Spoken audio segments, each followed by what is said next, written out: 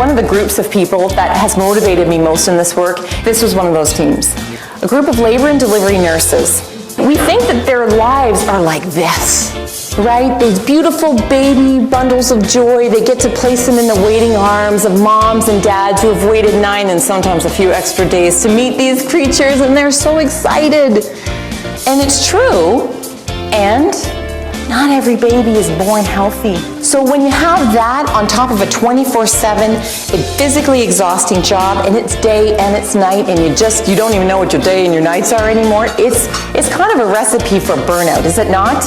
It's pretty hard to keep up that energy when you're just trying to put one foot in front of the other. So they were exhausted. And when you're exhausted, what ended up happening were a couple people, they went off on stress leave. And that leaves you short-staffed, and we all know what happens when you're short-staffed. What happens? Do you not have situations teams that are at that depleted point in your organization? Every industry has this.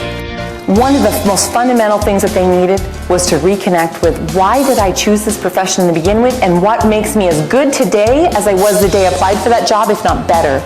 Because if you asked any of those ladies, should we hire you? If we were to hire you today, you know what they said? I have no idea. What started to happen was they began to notice it in each other. And this was the first time in years when spontaneous, by choice, not forced people were saying, you know what? I so appreciate that you just made that eye contact with me, because I know that you're paying attention to what I'm saying and that you care about me. Forever recognize others' greatness. My first challenge to you is to form a habit around self-recognition and to be able to find the right energy, and that comes from within. All of that begins really from a place of being able to acknowledge and be able to live our own greatness. When you are feeling resilient, when you know that you're good at something, do you notice it in other people? Yeah, that's where it all starts. When leaders have that perspective about their own greatness, they're able to see when other people need that recharge, that pulse check. I see some nods. You get me, right? A thank you. Absolutely.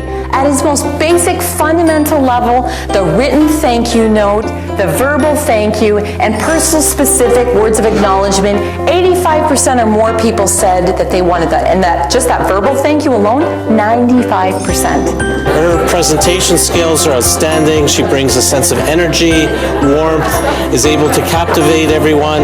The message is simple, but she has a lot of examples of how to apply it and the importance of its application. And just looking around the room and the energy level of all the participants, it was good value to have Sarah out here today.